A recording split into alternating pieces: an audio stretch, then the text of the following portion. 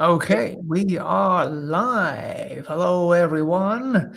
Hope you're well. Hope you're doing good. Let me know that you can hear and see us today before we get started with today's session and I introduce my awesome guest for the day. So if you can hear and see us okay, let me know in the chat box in the comment section of whichever platform you are watching on. If you're watching on YouTube, watching on Facebook, watching on LinkedIn, let me know in the comments that you are here, that you can hear us loud and clear. Give us some love before we get going on this awesome session today, where I am joined by a super guest, who I shall introduce very shortly. So let me know that you are here. I want to see some comments coming through. Say hello. Don't be shy. Get those fingers going on the keyboard right now so I can see that we are coming through fine and we'll get cracking very shortly. If you're on Facebook, just remember to click the button up above so that StreamYard can see and let me know who you are. Otherwise, you'll just come up as Facebook user and I won't be able to give you a shout out by name. So just do that for me, please, so I can name you and see you okay. But say hello.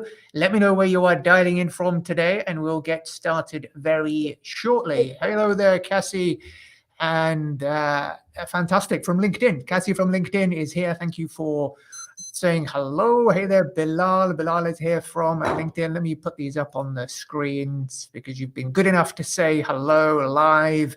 So I will share those with everyone. If you're just joining us, I want you to say hello in the chat box, in the comment section of wherever you're watching. Let me know whether you're watching on YouTube, Facebook, or LinkedIn before I introduce my awesome guests in a minute or so.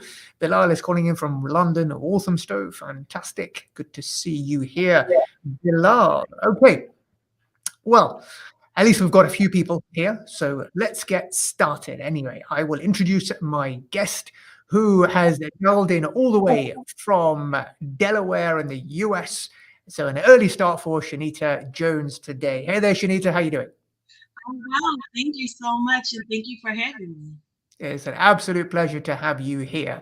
And as I said, Shanita, and as you've seen on the title of today's session, we're going to be talking to Shanita about how she has grown her accounting firm in such a short amount of time, going from zero to $1 million in just 18 months. So I'm sure you're dying to hear what Shanita's story is. So keep those comments coming and tell me who you are, where you're dialing in from. If you're on Facebook, then don't just you need to let StreamYard know and accept their terms so I can see your name and I can give you a shout out. Otherwise, you'll just come up as a Facebook user. So just click on the above button on Facebook for me if you are watching in the group. I think that's okay. So I've just got it on my other screen. So Michael, I've spotted it's you now. Hello there, Michael. Another Facebook user has said hello. Who is that? That's Izzy. Hey there, Izzy from Manchester in the UK. Fantastic. Okay, so let's get cracking then.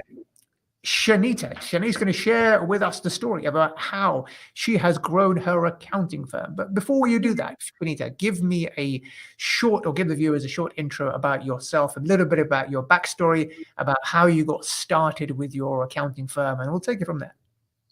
Okay. Again, thank you so much for having me. Thank you, everyone, for tuning in. So, I am a recovering corporate accountant. I started my career in corporate America, like many of you, and I wanted to be able to climb the ranks, but it wasn't happening for one reason or another the way that I envisioned it. I wanted to make a difference. I wanted to make impact, and I just wasn't feeling that in my corporate job. Meanwhile, on the side, I had been growing a tax business, and I learned that my clients needed a lot more help throughout the year and not just at tax time. So as my clients grew, as their needs grew, my offerings grew to be able to support them. Before you knew it, I got to a place where my job was competing for my business and I had to make a choice. And I chose to bet on me. And a few years later, I'm the winner of two seven-figure awards for growth of my accounting firm. Amazing, amazing, fantastic. I'm sure that's a very common story. It certainly is from accountants that I work with in terms of the getting a bit fed up with the corporate world and thinking that we can do it better. And we don't want to be controlled by others, and we want that time and financial freedom to kind of do as we please and build a business that gives us that time and financial freedom that we all crave. So fantastic. So yeah, I came across you, Shanita, when I saw your name pop up in one of the kind of in the ClickFunnels world. So, for because being kind of a marketing geek that I am, I'm very much in there. I'm very familiar with kind of ClickFunnels and people like Russell Brunson, etc. And when I saw that, and I've seen many stories of people that have joined the 2 Comma Club, but when I saw that it was an accountant, it made me perk up and take notice. Oh, fantastic. An accountant has actually been down that journey and has got a 2 Comma Club award. So for those of you who may not be as familiar with the likes of ClickFunnels, etc., 2 Comma Club is an award that's given to people who have generated $1 million worth of business using funnels. 2 commas referring to the 2 commas in the £1 million. And I was kind of really pleased to hear that Shanita has done that. So Shanita, that's what everyone's come on to listen to today. How did you get that 2 Comma Club award? Talk us through your journey. Okay. So when I tried growing my accounting firm, like many of you, I read books, I read blogs, I read articles, and I just couldn't figure out how to grow a firm. So I stumbled across a program by my mentor, my brother, my friend, former business partner, Ben Brown. And I took his program and I did what he said, and I was able to implement those strategies. And they worked extremely well, but I found myself at a place where I was stuck and I just couldn't get over third world problems. I couldn't get over about 600K, 600,000 US dollars. So then I started playing with the funnels and I stopped thinking about things as an accountant and started thinking about things as a marketer. And I started following Russell Brunson and all of his things. And I would say the main thing that contributed to my success was choosing a niche and sticking with it and just focusing on becoming the best at one particular thing for one particular group of people. And then the rest was history. Awesome, fantastic, and that's music to my ears because I'm preaching all the time about getting clear on who you serve. Because when you get clear on who you serve and get really laser focused and dialed in on who it is that you want to go after, then that's when the magic happens. That's kind of your strategy. Once you know who you want to go after, and the what, where, and how to find them becomes so much easier. So you were at a point at kind of 600K, and then you started to use funnels. So for many people, they're probably not that familiar with what a funnel is. So talk us through kind of practically how you used funnels to be able to get in front or get inquiries generated from your niche, and obviously to tell us what that niche was that you decided to specialize into. Okay, so I am the childcare CPA, and our firm focuses on providing proactive accounting and tax strategies for childcare business owners. We also have a childcare accounting and business academy where we educate, equip, and empower them with the tools they need to run successful businesses. So once I got clear on what I was going to do and who I was going to do it for, I needed a way to capture these leads. ClickFunnels gave me the ability to capture these leads. So I had very specific messaging, and then people were drawn to my messaging. So I'm not harassing people in their DMs. Instead, people are harassing me in my DMs. So ClickFunnels enables you to do attraction marketing. So then once they come into my funnel, I give them something of value in exchange for their email addresses and now text numbers so that I can text message them or call them if I like to. And then I continue to nurture them with an email sequence. So if they don't book a call when they come through the funnel, they still have an opportunity to begin to build that know, like, trust factor with me. So when I decided to take it up a notch, I actually started my own program. It's called the Profitable Webinar for Accountants. So to light some fire under that fuel that we already have going, what I decided to do was instead of just giving them an ebook, now I actually invite them to a party. So I use my funnel to invite them to a party. We have a really good time. We add a lot of value. And then those that are good candidates, that are ideal clients, they get invited to meet with me one-on-one and discuss the opportunities of how we can work together. Awesome. Fantastic. So let's dissect this a little because I guess for the accountants who've never come across a funnel before, this is kind of blowing their mind. And if you've got any questions, don't be shy. Put them in the chat box right now in the comment section, and I will make sure that I ask Shanita the questions so you get maximum value out of being here today. So don't be shy. If you've got a question in your mind right now, because I know for a fact that if you're listening to this, then you're probably looking for ways of how to generate those inquiries on autopilot, how to win new business. Well, now's your chance to ask somebody who's been there and done it, who's generated $1 million in 18 months. So use this time wisely. Put your question in the comment section and I will ask Shanita.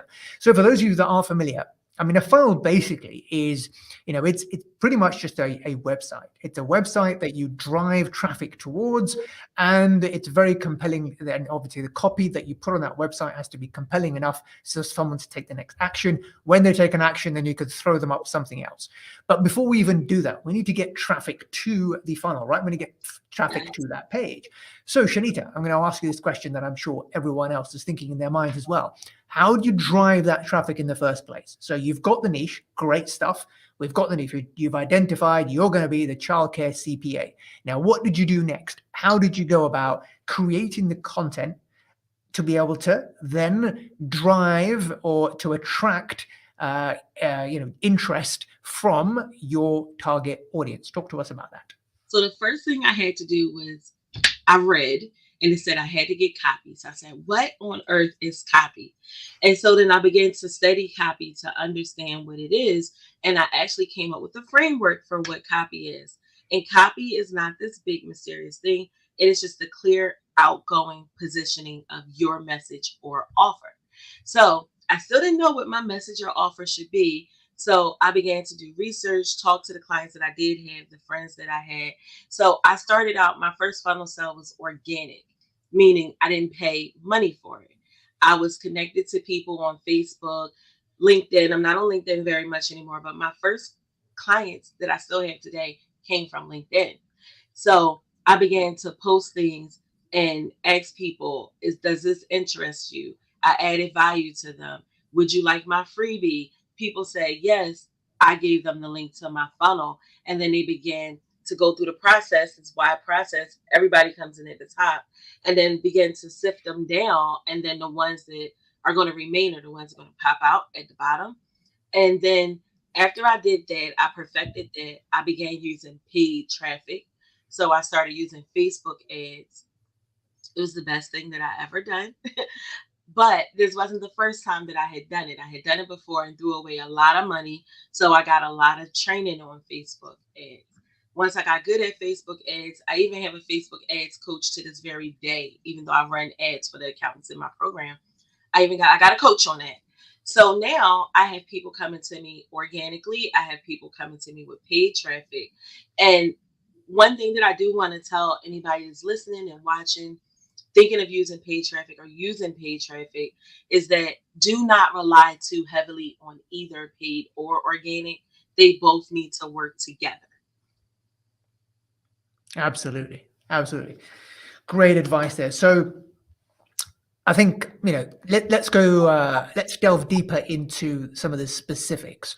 So clearly you need something of value to give to your target audience to perk up their interest. So they've come across you, they've seen your copy. That's the top of the funnel, right? They're seeing your either your organic posts go out or your paid ads go out offering the particular freebie. How did you come up with the content for that particular freebie for your audience? And how long was it? Presumably it was an ebook. How did you come up with the content for that particular freebie that you were then able to offer to those in your target market? So I actually came up with the content for the people, by the people. I asked them, I researched, I read, I attended their events, their conferences. I even hired a daycare coach that helped other daycare business owners to grow their business. And I asked her to coach me so that I could get more in depth and learn what makes a successful childcare business and how my role as a financial professional could help them. So I basically became completely immersed in their culture and in their world with no expectation that I would get to the level that I got into today. I just wanted to serve people at the highest level that I could. So I went and found the best people that I knew of at the time to help me. And that's where I got my messaging from. Awesome. And what was your lead magnet called? My first lead magnet, my $1 million funnel lead magnet, was called The 7 Biggest Mistakes Childcare Owners Make and Solutions to Fix Them. So that lead magnet was an ebook. And the funny thing about it, despite that being the $1 million funnel lead magnet, not most of the people that downloaded it didn't even read it. They just wanted it because it seemed valuable to them. So a lot of people stress to say, "Oh my God, I can't write a book," and they're so worried about it. Relax. Most of the people aren't going to read it anyway. The money is in the mailbox. That's what I tell my students. The money is in the mailbox. The fortune is in the follow up. So your first lead magnet is probably going to be crap anyway because you're still learning and you don't know the language and the needs, the real needs of our people. As accountants, we want to sell to people what they need, but we don't understand that we can still give them what they need, but let them have what they want up front. So that's what I've learned to do. But the problem with the ebook lead magnet, although it was great, I thank God for the ebook lead magnet. The problem with that is it takes a much longer time for people to begin to really feel like they know, like, trust you, to move from the emails and onto a phone call. So then I said, well, how can I shorten this time? And then that's when I came up with the profitable webinar for accountants. So now they can interact with me, they can engage with me, they can ask questions in real time. So that free training that I put on for them, that's a lead magnet. But it's a real life lock you in a room with me lead magnet, and they love it. Amazing. Yeah. And it's so true. When you get clear on the who, everything just becomes so much clearer. But most people are reluctant to do that because they think they're going to close the door on other business. But actually, that's not true. As you can see, pretty much every guest that I speak to that has gone down the niche route has been uber successful, uber profitable, got accelerated growth much faster than a generalist. Because, as I've said time and time again, when you try and appeal to everyone, you actually appeal to no one. So Yes, as sir. Shanita did, what she should do, she went narrow and she went deep. She immersed herself into that childcare sector, got to know their pain points, their challenges, their frustrations, their hopes, their dreams, their desires, so that she could then create content which allowed her to enter the conversation going on in their heads. And that's how she then became that kind of expert that people were drawn to, that were attracted to, because people want to work with experts. And it, like the ebook that you came up with, I have a similar one. It's called 7 Big Mistakes Content Creators Make and How to Avoid Them. People, are people. There's only two motivations that we have as human beings: avoid pain and go towards pleasure. And we're more likely to do stuff which helps us to avoid pain. So anything that you can do to prevent other people from making mistakes is going to draw them towards you. So this stuff works. It's not something that's rocket science. It's not something new that we are saying. This stuff, if you study marketing, this is what you hear from all the marketers, that you focus on the pain and you put yourself out there as someone who has the solution to somebody's problem. Lead with a problem, you get someone's interest, and take them towards your solution. So I love that you did that and you got. But I'm amazed. How on earth did you get that much traffic to generate $1 million in such a short space of time? What did you kind of? What was the kind of the turbocharge that you put onto your Facebook ads that drove that amount of traffic to you? Honestly, the money was in the messaging, number one. And then when we talk about getting traffic, we had three ways of getting traffic. We can build it, buy it, or borrow it. I did all three. I already had a pretty engaged Facebook group for these individuals. So then once I started creating content for my paid campaign, I came in and I shared it with my organic group that was already sitting there.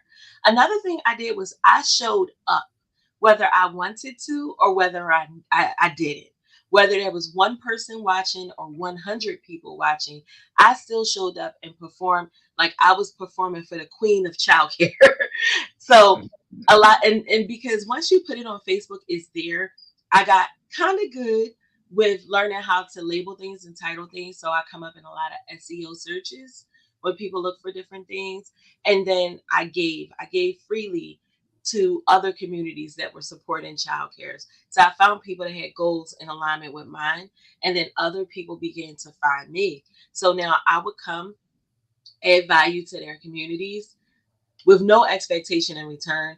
And I never even sold anything to the other communities. I just gave their people an opportunity to get my information with a, get on my email list. And then once they got on my email list, it wasn't long before a great deal of them actually became clients of That's such a powerful message to show up, even though nobody's listening, because it will compound over time, and you'll get better by just doing it over and over and over again. At the beginning, it's more about quantity than quality. mine. You just got to do the reps, just show up, keep doing it, and you'll learn from that, and you'll get better at it. And I'd never done a video before. About 2.5 years ago, I'd never done a video before. But I don't know, I started to do one, and then I did another one, and another one. And over time, then you get better. You see what works, and you do more of that. And then you start to hone in on, doing, getting better at your craft and the rest of it. And that's how, you get results and get better at what you do. So you mentioned that what would you say your average fees were, and what kind of work were you doing for these clients? Oh my goodness. When I first started, listen, when I first started, I'm going to tell the truth and shame the devil. When I first started, the month before, I had a loss in my business of $700. After I turned on my funnel, I made 55K gross the next month.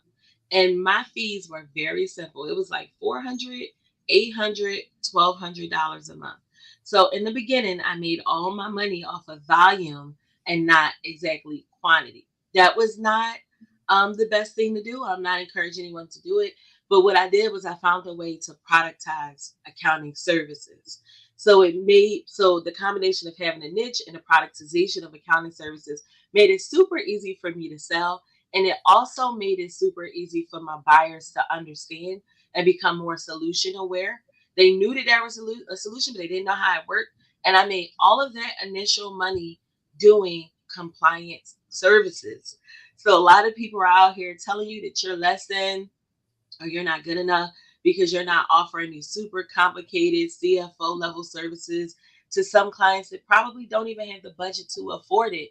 Well, I'm here to tell you that I did not do a whole lot of high level stuff to make that money. But as the business began to grow, and as I began to be able to help my clients grow, then I was able to grow the offerings that I had for them. But because this was new for a lot of them, they didn't understand the value of why they needed these higher level things. So it was an opportunity for them to grow and also me to grow as a public accountant with them, because my background had been exclusively in corporate accounting in corporate America and not in public accounting. Fantastic. No, I love that. And I totally agree with you. Compliance is far from dead. There is a lot of money in compliance. It's the foundation and the bedrock of everything we do. There's no advisory without compliance. So I absolutely love that you kind of productized it. And like you say, you provided that solution to clients. They want certainty. They want to be able to choose what they buy, and they want certainty what they pay. All this billable hour nonsense is a relic of the past. We need to move away from that, ditch the timesheet, ditch the billable hour, and give, fixed pricing, give options to your clients when it comes to allowing them to choose what they buy and a solution to their problem.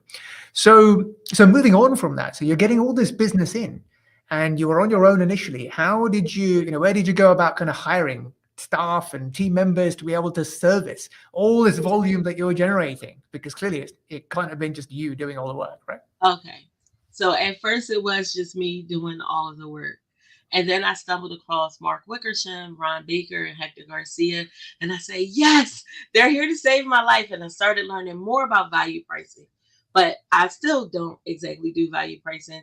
I move more towards a combination of value pricing and fixed fee.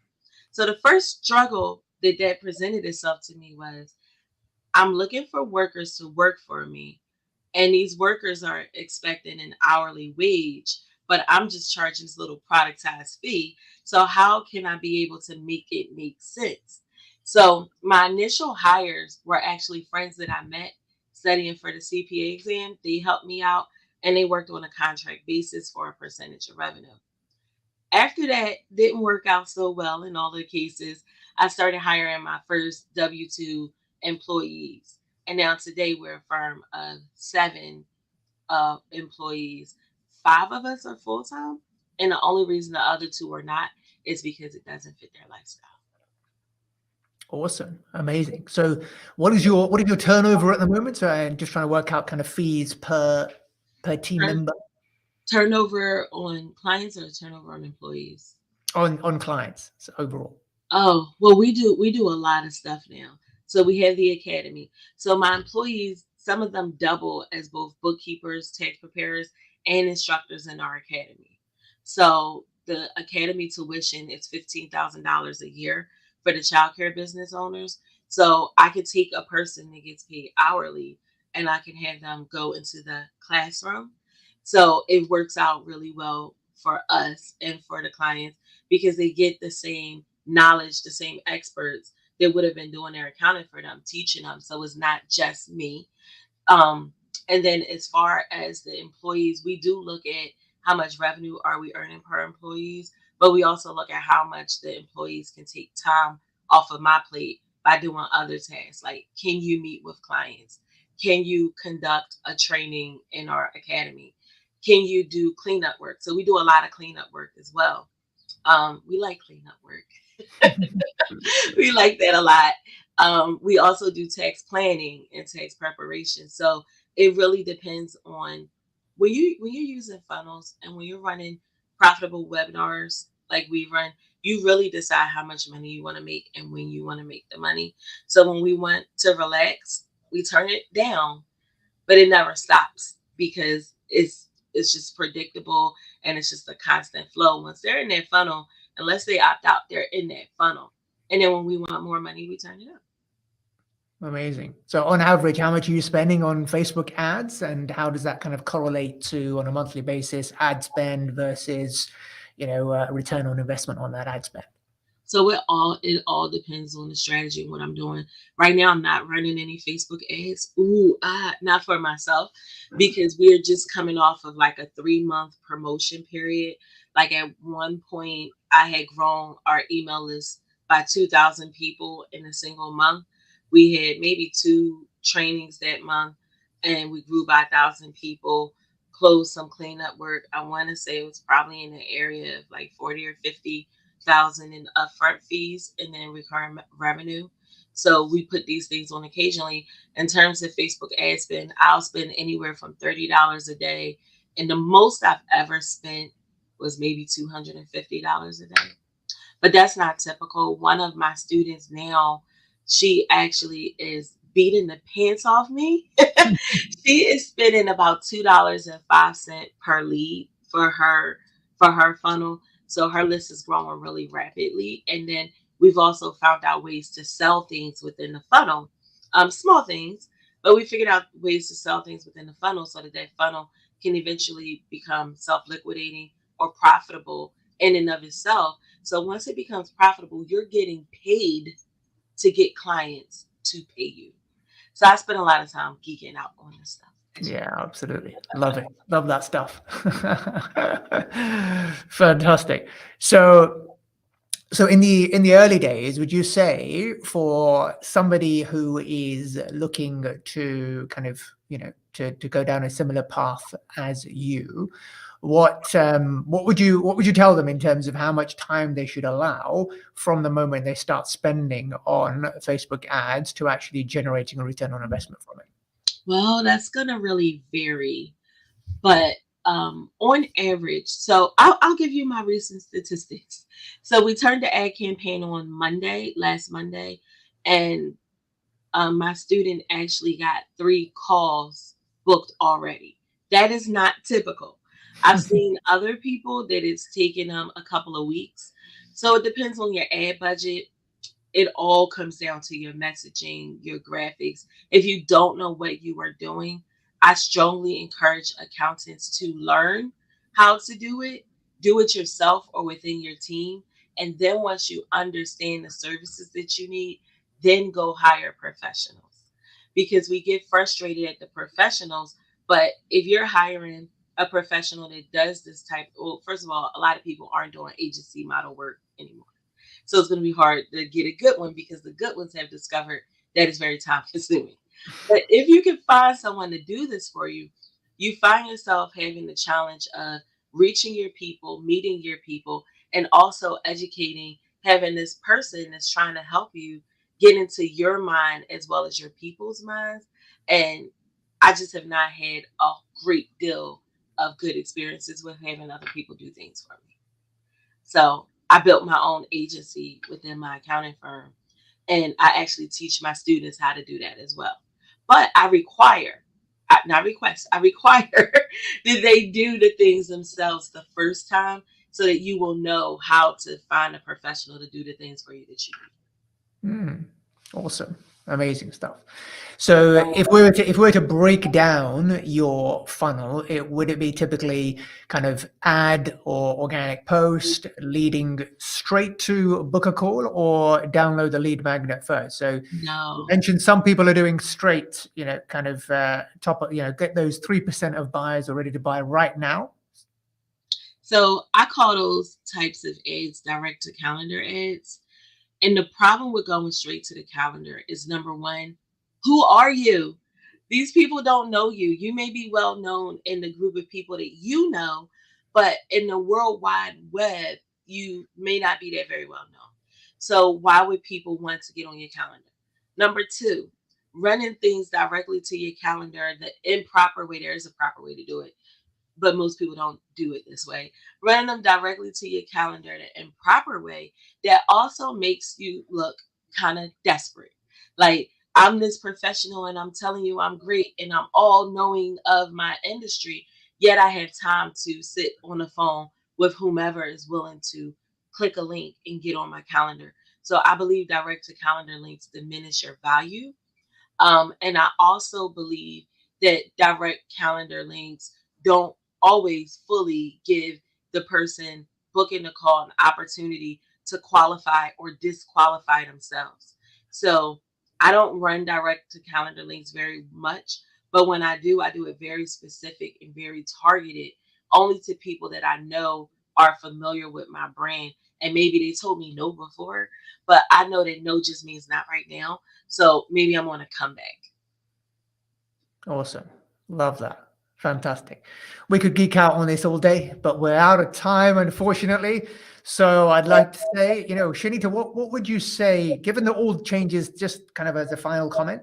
Obviously, there's been changes in iOS, and Facebook ads aren't as kind of lucrative, and not generating as good an ROI as they used to. Would you say that there is still mileage in using them, or are you now looking at other ways, other tactics to generate inquiries in addition to Facebook So ads? I'm using other ways as well, but I'm not going to stop Facebook ads. These iOS changes and everything, what that does is it separates the marketers from the followers. It causes us to be innovative, creative, constantly learning, and most of all, really understanding our people and what they need. So if you think that you can set up one message and let it run forever and ever, not do anything differently, you will probably fall behind and believe you succumb to the iOS updates or the algorithms. But I'm here to tell you that if you stay on top of things and you stay abreast in advance, Facebook ads are here to stay. I'm seeing the lowest cost. I'm getting $1.98 per lead on some. I usually get $5. Facebook ads are here to stay. You just gotta stay up to date with them. Absolutely. Fantastic. No, I love it. I love it. Thank you so much, Shanita, for sharing your story with us today and sharing all the tactics that you are using to generate leads and inquiries on autopilot. Absolutely fantastic, and loved hearing it from you. And I'm sure the audience has got value. So thank you, Shanita, for gracing us with your presence today. Thank you so much for having me. Very welcome. And hopefully, if you've been watching, then let us know what your biggest takeaway was in the comments below. If you're watching this on a replay and you have a question, put it in the comments below. And if either of us pick it up, then hopefully we'll get round to answering. But otherwise, I hope you got value. If you haven't already, then check out the podcast for previous Accountants Live episodes that I've done. And I look forward to seeing you on the next one. Have a great week, and I'll speak to you soon. Bye for now.